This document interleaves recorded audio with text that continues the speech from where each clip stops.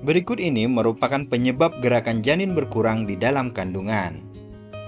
Janin sedang tidur, bunda kurang sensitif terhadap gerakan janin, efek dari kebiasaan sehari-hari misalnya mengonsumsi obat anti nyeri dan lain-lain, bunda sedang alami stres, kondisi gizi bunda yang kurang, selaput ketuban pecah sebelum waktu melahirkan, plasenta terlepas, dan hipoksia atau kekurangan oksigen. Bunda sedang alami stres.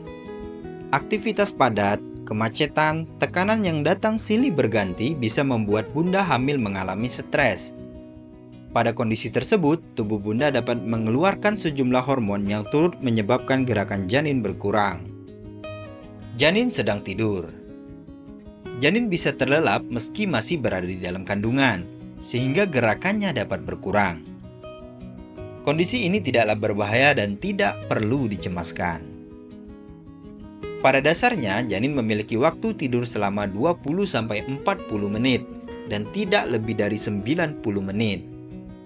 Janin tidak akan bergerak selama periode tersebut. Bunda kurang sensitif terhadap gerakan janin. Gerakan janin bisa kurang terasa apabila bunda hamil mengalami kondisi-kondisi tertentu seperti penurunan atau peningkatan jumlah air ketuban.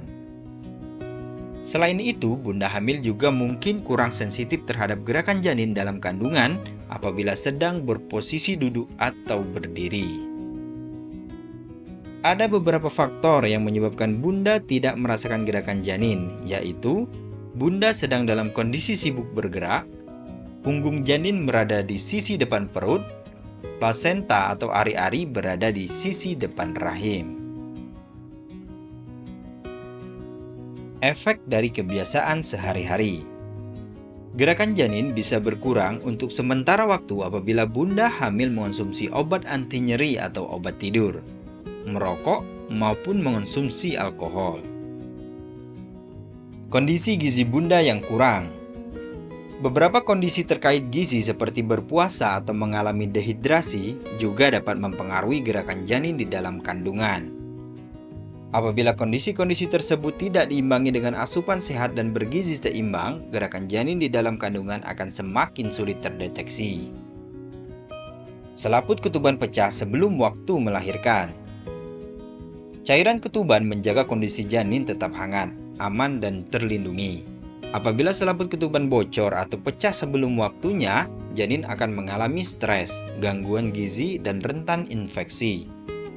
Gerakan janin dapat berkurang atau bahkan berhenti sama sekali, salah satunya apabila mengalami kondisi yang dikenal dengan sebutan ketuban pecah dini atau ketuban pecah lebih dahulu sebelum waktu melahirkan tiba.